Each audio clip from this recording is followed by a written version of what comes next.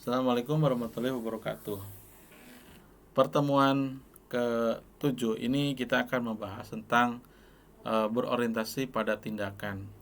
Dasarnya adalah banyak orang biasanya takut akan resiko, takut itu dan ini dan seterusnya. Sehingga yang ada adalah wacana-wacana, konsep-konsep dan konsep. Artinya apa? Janganlah kita memiliki sebuah sifat, yaitu eh, hanya bicara tidak ada aksi, atau disebutnya no action talk only, ya, ada sebutnya NATO. Jadi seorang ciri atau karakter orang usaha itu adalah lebih banyak aksi daripada teori atau wacana gitu ya. Jadi gagal itu adalah merupakan sebuah risiko, tapi kita juga jangan sampai gagal, gagal, gagal dan gagal. Sekali gagal, dua kali gagal, tiga kali nggak usah gagal ya. Itu yang namanya sebuah resiko yang harus dihadapi. Nah, oleh karena itu teman-teman sekalian, eh, pada kesempatan ini adalah bahwa bab ini akan membahas tentang eh, pengertian orientasi pada tindakan, kemudian mental, apa aspek-aspek mental yang harus didapatkan oleh bagi seorang wirausaha, kemudian bagaimana ciri karakternya, wataknya seperti apa, sikapnya bagaimana, dan hambatannya berorientasi pada dalam memulai dan menjalankan usaha itu adalah disebutnya risiko, kemudian membangun mentalitas dan memahami tipe pesaing serta bagaimana strategi menghajar sebuah pesaing atau kompetitor. Nah, ini coba kita lihat nanti apa namanya pembahasan ini. Oleh karena itu, pengertian berorientasi pada tindakan berarti berpikir cepat dan bertindak terhadap suatu keadaan untuk menghasilkan solusi permasalahan yang baik dan efektif. Sikap ini diharapkan dimiliki oleh mahasiswa agar bersikap responsif terhadap keadaan, artinya peka terhadap keadaan. Seberapa cepat untuk mengambil tindakan sebagai solusi terhadap masalah yang ada, dan seberapa jauh komitmen orang tersebut atas perkataannya. Orang sering bilang bahwa saya hanya memegang adalah kata Anda, gitu ya. Jadi pegangannya bagaimana Anda memenuhi komitmen itu, ya itu. Kalau sudah komitmennya tidak dipenuhi, itu nanti akan mengembalikan kepercayaan dari pelanggan, dari karyawan kepada kita, itu akan sulit dan membutuhkan waktu yang cukup lama. Oleh karena itu, kepercayaan itu adalah harus dipelihara dengan sebaik-baiknya. Itulah komitmen. Dengan adanya pembahasan materi berorientasi pada tindakan, diharapkan mahasiswa dapat memiliki keberanian. Nah, ini berani mengambil tindakan yang mantap dan dalam merencanakan usaha. Oke, kita apa saja pembahasannya? Yang pertama, apa itu pengertian orientasi pada tindakan? Berorientasi pada tindakan berarti berpikir cepat. Nah, tadi saya katakan bahwa bertindak terhadap suatu keadaan untuk menghasilkan solusi permasalahan yang baik dan efektif. Tentunya tidak mudah, sekali lagi teman-teman. Ya, ini membutuhkan sebuah jam terbang, experience, pengalaman dan seterusnya. Sikap ini terkadang dikaitkan dengan seberapa besar seseorang responsif terhadap keadaan. Jangan sampai ini misalnya nih kita dalam menjalankan usaha udah tahu ada ekonomi ini, wah, tapi kita santai saja. Nah, ini tidak responsif namanya. Harusnya apa yang harus kita lakukan? Ya, gitu. Seberapa cepat untuk mengambil tindakan sebagai solusi terhadap masalah yang ada. Seorang pengusaha selalu menghadapi satu resiko, dua ketidakpastian, tiga keterbatasan dalam setiap masalah yang dihadapi. Ada tiga ya, risiko, ketidakpastian, dan keterbatasan. Kalau dia hanya berkata-kata dan tak bertindak, maka kesempatan yang ada berubah menjadi bencana atau kerugian. Oleh karena itu, seorang pengusaha harus memiliki orientasi plan, do, check, action. Rencanakan, kerjakan, cek di lapangan, evaluasi, lakukan. Ya, action itu adalah action, apa yang harus tindak lanjutnya seperti apa. Plan, do, check, action. Ini adalah rumusnya ya. Jadi bukan NATO ya. Jadi no action talk only itu NATO. Wacana takut ini takut ini. Kalau memang kita kita usaha, berarti apa plannya? Apa do-nya? Apa check-nya? Apa action-nya? Bukan tanpa plan. Jadi itu namanya apa? Sembrono, atau itu namanya konyol. Ya. Jadi kalau misalnya kita kita rencanakan plan-nya apa? Kemudian do-nya apa? Check-nya apa? Action-nya apa? Nah, ini ada 12 mental yang harus dimiliki. Yang pertama, harus punya gairah untuk bisnis. Harus punya semangat gitu ya. Seperti misalnya nih, saya juga nih lagi mengajar itu harus semangat. Karena apa? Saya menunjukkan bahwa seorang wirausaha itu harus spirit, harus semangat. Nah, karena saya mengajar wirausaha, maka masa mengajarnya itu adalah hanya kelemar nggak bisa gitu ya. Lalu menata diri menjadi orang yang dapat dipercaya. Kira-kira bagaimana nih kalau orang itu bisa percaya kepada kita? Pertama dari ucapannya, yang kedua dari tindakannya, yang disebut dengan komitmen tadi, ya. Kemudian jadilah orang fleksibel kecuali pada nilai-nilai inti. Artinya gini, jangan sampai kaku kecuali hal-hal yang prinsip, gitu ya. Contoh misalnya, fleksibel ini ketika dia ada satu komplain atau ada sesuatu yang usulan dari pelanggan atau dari karyawan, nggak bisa ini begini begini begini. Apalah jadinya kalau memang kita tidak memiliki membuka diri. Tetapi hal-hal prinsip juga tidak bisa kita fleksibel begitu saja, ya. Hal-hal prinsip itu adalah menyangkut tentang visi, etika, akidah dan seterusnya. Itu adalah prinsip. Tetapi kalau misalnya yang sifatnya operasional, yang memang itu adalah memungkinkan untuk ada satu hal perubahan, maka kenapa tidak? Itu adalah fleksibel. Biasanya kalau orang usaha takut gagal, takut itu, takut ini, ya. Artinya apa? Bahwa jangan biarkan rasa takut gagal menghambat Anda. Itu adalah kita terkadang terfikirkan, aduh nanti begini, takut melangkah, takut inilah, takut ini. Jangan, ya. Kemudian membuat keputusan yang cepat dan tepat. Nah, kalau kita sekarang kenapa ya ini adalah tidak mudah ya mengambil keputusan yang cepat dan tepat, itu pengaruhnya banyak sekali faktornya. Yang pertama adalah kita jelas punya pengalaman. Yang kedua punya analisis. Kemudian apalagi kita harus punya yang namanya decision support. Artinya bagaimana sistem pendukung keputusan dalam rangka mengambil keputusan sesuatu hal yang harus kita lakukan. Teknologi informasi lah digunakan. Analisis kita ya harus tajam. Kemudian pengalaman kita lah yang harus kita dijadikan sebagai guru yang terbaik. Sehingga pada saat kita mengambil keputusan itu bisa cepat dan tepat, ya. Makanya tidak aneh bahwa dalam level tertentu, dalam level manager, dalam level CIO leader, maka di sini selain pengalaman itu adalah pendidikan. Kenapa pendidikan? Karena di situ ada misalnya pendidikan sarjana. Pendidikan sarjana itu adalah mereka harus belajar bagaimana mengambil sebuah keputusan dalam lingkungan organisasi kecil maupun organisasi yang besar dalam perusahaan itu sendiri, ya. Berikutnya adalah aset terbesar perusahaan adalah Anda. Artinya apa? Ini adalah kita harus menjaga diri kita, baik itu kesehatannya, baik itu sikapnya, baik itu adalah perilakunya.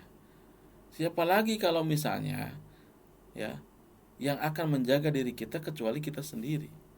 Ya, itu adalah sehatnya harus kita perhatikan, sikapnya kita harus juga perhatikan. Saya sebagai sosok usahawan, jangan sampai masyarakat atau jangan sampai pelanggan kecewa dengan saya.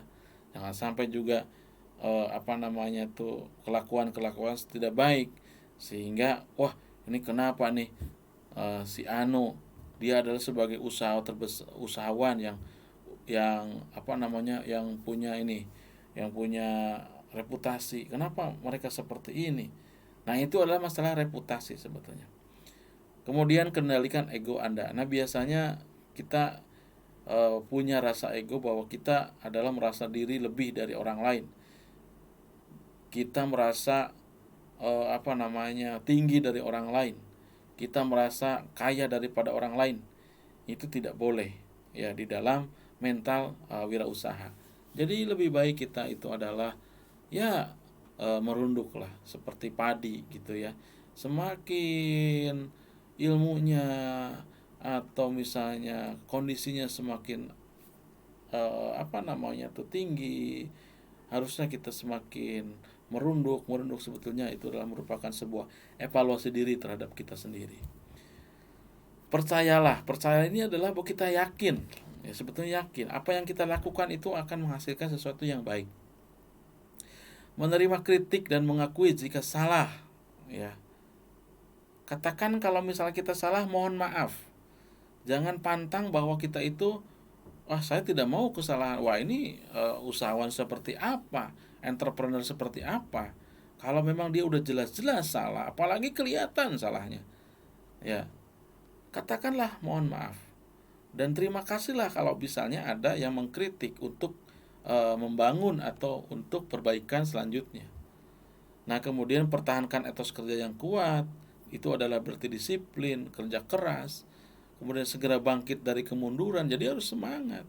Jadi jangan sampai larut dari yang ada, aduh gimana itu yang udah. Jangan berpikir ke belakang, berpikirlah ke depan, bangkit, segera bangkit gitu ya. Nah, secara berkala keluar dari zona kenyamanan, artinya ini berpikir out of the box ya. Artinya bahwa kita ini aduh nyaman nih, enak, udah sampai di sini sajalah kita. Ya cari kita usaha-usaha yang lain. Karena kalau misalnya menurut Renaldi Kasali itu, yang paling berat itu adalah ketika orang itu mempertahankan di dalam equilibrium, artinya titik keseimbangan. Ya. Yang paling mudah itu artinya dia apabila naik. Nah, itu kalau ibaratnya pesawat itu naik, apabila udah di atas, nah ini yang sulit itu adalah mempertahankan. Nah, oleh karena itu kita harus janganlah merasa wah ini ya udahlah zona nyaman lah, enak lah, begini saja udah nggak mau lagi.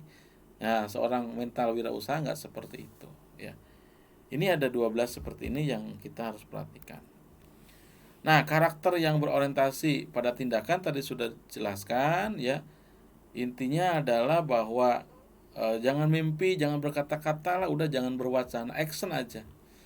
Ya. Karena apa? Intinya adalah risiko, ketidakpastian dan keterbatasan itu adalah problem yang dihadapi. Apabila seorang pribadinya hanya berkata-kata, tidak bertindak, justrulah kerugian yang akan didapatkan. Oleh karena itu adalah plan, do, check, action tadi yang saya sudah jelaskan.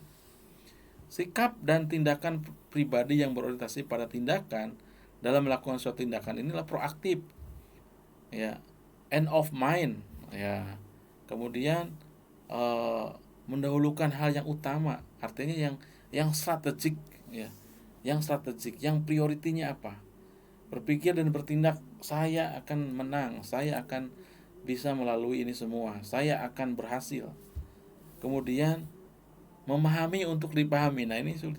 Memahami untuk dipahami. Yaitu tadi bagaimana pelanggan, bagaimana karyawan. Kita harus memahami. Kemudian menajamkan ketahanan, fleksibilitas dan kekuatan. Harus ada uniquely terhadap diri kita dan harus kita bantu orang lain dalam menemukan sebagai soluser, bukan sebagai penambah permasalahan. Itu pribadinya ya. Nah, namun saja teman-teman bahwa hambatan ini akan kita dapatkan, yaitu resikonya. Artinya bahwa seorang wirausaha seharusnya tidak hanya berorientasi pada tindakan, tetap juga harus beresiko. Kita lihat resikonya. Jadi seorang wirausaha dalam melakukan jalan menghadapi resiko itu adalah tantangan karena mengambil resiko berkaitan dengan kreativitas dan inovasi. Apapun yang kita lakukan, apapun yang kita kerjakan, sedikit banyak itu ada pengaruh atau resiko yang harus kita temui. Oleh karena itu, ya ada satu prinsip bahwa biar mundur satu langkah, tetapi harus maju dua langkah. Wah, ini bagus. Jadi kalau misalnya kita melakukan ini, ya mundur nih satu langkah, tapi nggak apa-apa. Daripada mundur satu langkah, tapi kita harus maju dua langkah. Jangan mundur, jangan maju satu langkah lagi. Artinya apa? Hari ini harus lebih baik daripada hari kemarin. Nah, itu ada di dalam hadis Nabi juga kan, bahwa atau dalam ini juga harus bahwa hari ini harus lebih baik daripada hari yang kemarin. Artinya bahwa kita harus melakukan suatu evaluasi, ya. Apa itu resiko sebetulnya? Ini banyak pengertiannya. Menurut si Arthur Williams, bahwa resiko adalah suatu variasi dari hasil-hasil yang dapat terjadi selama periode tertentu. Dari Abbas Salim, bahwa resiko adalah ketidakpastian yang mungkin melahirkan peristiwa kerugian. Kemudian dari Soekarto, ketidakpastian atas terjadinya suatu peristiwa. Kemudian dari Herman Darmawi, merupakan penyebaran atau penyimpangan hasil aktual dari hasil yang diharapkan. Kemudian juga Herman Darmawi menjelaskan bahwa probability sesuatu hasil atau outcome yang berbeda dengan yang diharapkan. Ada saja kita perbedaan. Oh, ternyata harusnya begini, ternyata begini. Itu risiko. Ya, artinya harapan, ya, itu adalah terkadang tidak 100%. Ya, sesuainya adalah 90%. Resikonya berarti yang tidak sesuainya 10%. Itulah resiko, ya. Begitu teman-teman. Nah, terkadang bahwa mental pengusaha yang perlu Anda miliki ini adalah tidak takut mati. Nah, bagaimana menghadapi rasa takut seperti ini? Ya, kita harus tahu bahwa Anda menerima bahwa penyakit rasa takut sudah merupakan penyakit semua orang. Kita harus sadar bahwa hidup Anda tidak semata-mata di tangan Anda. Jadi siapa yang menghidupkan kita, kan gitu? Hanya yang di atas, Allah Subhanahu wa taala. Kita hanya melaksanakan bagaimana usaha kita maksimal. Dan setelah itu adalah tawakal, kan gitu. Jangan Anda tentukan pikiran Anda untuk gagal. Jadi begini mindset kita, wah jangan-jangan ini gagal, wah jangan-jangan ini salah, wah jangan-jangan ini tidak berhasil. Jangan. Kalau punya mindset seperti itu, itulah yang akan terjadi. Jadi kadang-kadang ada pepatah yang mengatakan, apa yang akan didapatkan itulah yang Anda pikirkan. Atau kebalik, apa yang Anda pikirkan itulah yang akan didapatkan. Jadi kalau misalnya kita pikirannya gagal, itulah yang gagal yang akan didapatkan. Jangan seperti itu, ya. Lalu Anda lakukan sesuatu untuk membuat Anda lebih baik. Ya improve aja lah kita. Ya kita kualitas ingin apapun yang kita lakukan, apapun yang kita kerjakan itu harus ingin lebih baik. Jangan sekedar asal-asalan. Ini juga memberikan sebuah peringatan kepada diri saya sendiri. Jadi kalau saya melakukan ini, wah saya pengen lebih baik dari yang kemarin, gitu ya. Buatlah tekad untuk tidak mau didikte oleh ketakutan, ya.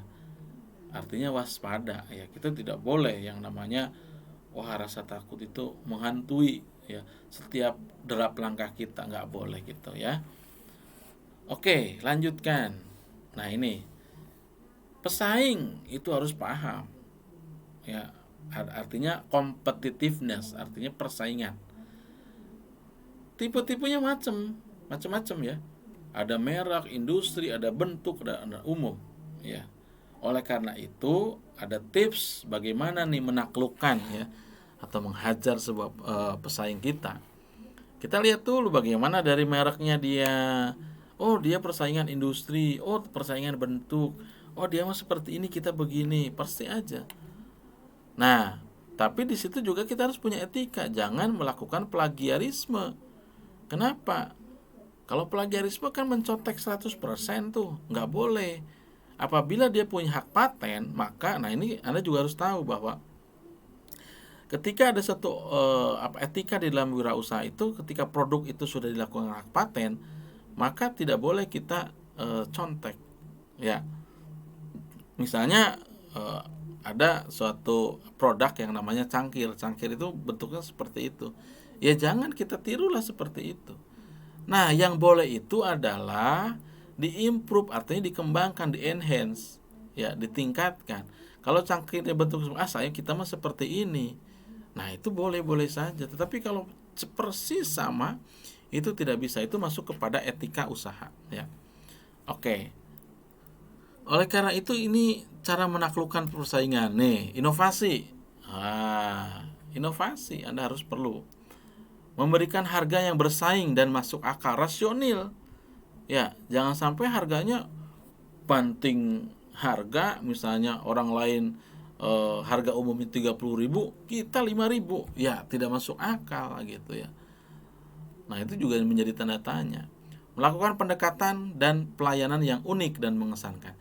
Bagaimana caranya si pelanggan itu kesannya kepada kita luar biasa. Ya, saya mah nggak mau lah, pokoknya yang di sana bagus sekali itu, si Anu tuh begini, cara menghargai ke saya tuh bagus sekali. Ini berbeda dari yang lainnya. Oleh karena itu saya mau beli ke sini aja. Itu adalah merupakan sebagai apa namanya tuh unik ya. Artinya apa ya namanya tuh keunikan kita dalam melakukan pelayanan kepada pelanggan. Jangan terpengaruh oleh aktivitas pesaing. Artinya jangan sampai kebangkaran jenggot. Misalnya pesaing seperti ini, kita melakukan ini, biarkan saja. Ya, biarkan saja.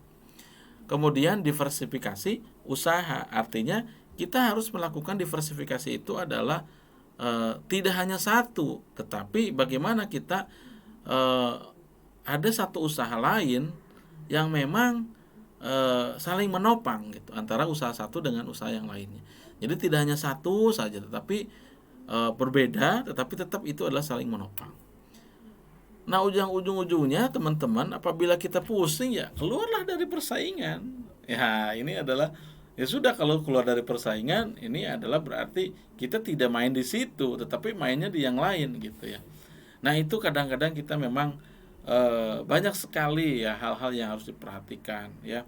Mudah-mudahan dengan penjelasan saya ini akan membuka wawasan Anda yang akan memulai, yang akan melakukan usaha, baik itu usahanya apa saja, tetapi kita harapkan atau saya harapkan itu adalah zaman teknologi merupakan zaman emas bagi kita sekarang untuk bisa melibatkan teknologi menjadi productivity dan menjadi tools di dalam pengembangan usaha kita.